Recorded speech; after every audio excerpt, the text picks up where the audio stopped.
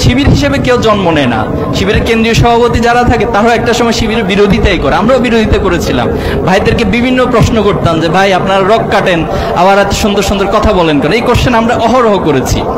তো পরবর্তীতে দেখেছি যে আসলে এই যে একটা মিথ, একটা প্রোপাগান্ডা, এটার সাথে বাস্তবতার কোনো মিল থাকতো না। যে বিষয়গুলো আমরা রাসূলুল্লাহ সাল্লাল্লাহু আলাইহি সাল্লামের ক্ষেত্রে দেখতাম, আল্লাহ রাসূলুল্লাহ সাল্লাম নিঃসন্দেহে আল্লাহর পক্ষ থেকে পাঠানো, শুধু আল্লাহর পক্ষ থেকে স্বীকৃতি নয়, বরং দুনিয়াবি যত একাডেমিশিয়ান ছিল, যে যেভাবে যত স্কলার ছিল, তারাও তাদের গবেষণা থেকে দেখিয়েছেন যে পৃথিবীতে মানবীয় জায়গা থেকে শ্রেষ্ঠতম স্থান দখল করে আছেন মুহাম্মদুর রাসূলুল্লাহ সাল্লাল্লাহু আলাইহি সাল্লাম।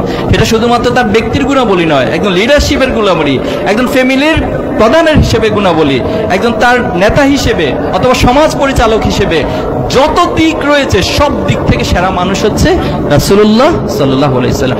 অথচ তুমি হিস্ট্রি পড়লে পাবা যে সে মুহাম্মদ রাসূলুল্লাহ সাল্লাল্লাহু আলাইহি সাল্লামকে সে সমাজের যারা জাহিলিয়াতের সমাজে ছিল তারা পাগল বলতো, নাউযুবিল্লাহি মিন যালিক। এরপর বলতো তিনি হলেন জাদুকর, তিনি হচ্ছেন বিভিন্ন ধরনের জাদু দিয়ে মানুষকে আকৃষ্ট করে, তিনি গণক, তিনি কবি।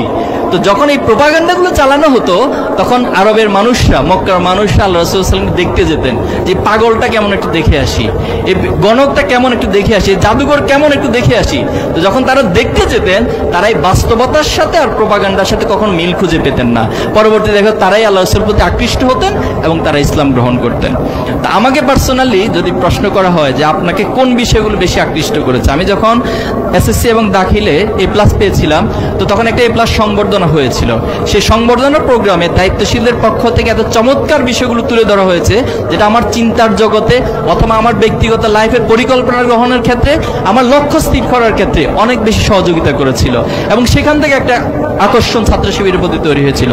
আরেকটা প্রোগ্রাম আছে ছাত্র শিবিরে, তোমরা হয়তো অনেকে জানবা, সব্বেদারি প্রোগ্রাম, এটাকে বলা হয় নৈশ ইবাদত। তো একদিন আমাকে দাওয়াত দেওয়া হলো, একটা মসজিদে গেলাম রাতের বেলায়, যাওয়ার পরে শুরুতে দার্স অর্থাৎ কোরআন থেকে আলোচনা হলো এবং শেষ রাতে আমাদেরকে অর্থাৎ মাঝখানে ঘুমাতে দেওয়া হলো, আবার ঘুম থেকে জাগিয়ে সবাই তাহাজ্জুদের নামাজ পড়ে দোয়া করলো। এই দোয়ার পয়েন্টে গিয়ে আমি একটু নতুন করে ছাত্র শিবির সম্পর্কে ভাবলাম। যিনি দোয়া করেছিলেন একজন দায়িত্বশীল, মানে এত বেশি কান্নাকাটি করে আল্লাহর কাছে দোয়া করা যায়, এত আবেগ নিয়ে আল্লাহর কাছে দোয়া করা যায়, আমার কাছে মনে হয় সেদিন আমি প্রথম দেখলাম। এবং সেখানে শুধু নিজের জন্য না, নিজের জন্য দোয়া করছেন, বাবা মায়ের জন্য দোয়া করছেন, সমাজের মানুষের জন্য দোয়া করছেন। এবং লাস্টে একটা পয়েন্টে পেলাম তিনি দোয়া করতেছেন যে আল্লাহ যারা আমাদের বিরোধিতা করে, যারা আমাদের শত্রুতা করে, তাদেরকে তুমি হেদায়েত নসিব করো, তাদেরকে তুমি বুঝার তৌফিক দান করো, আমরা তাদের কোনো ক্ষতি চাই না। এই যে বিষয়গুলো, এটা আমাকে অনেক বেশি অনুপ্রাণিত, অনেক বেশি আকর্ষিত করে।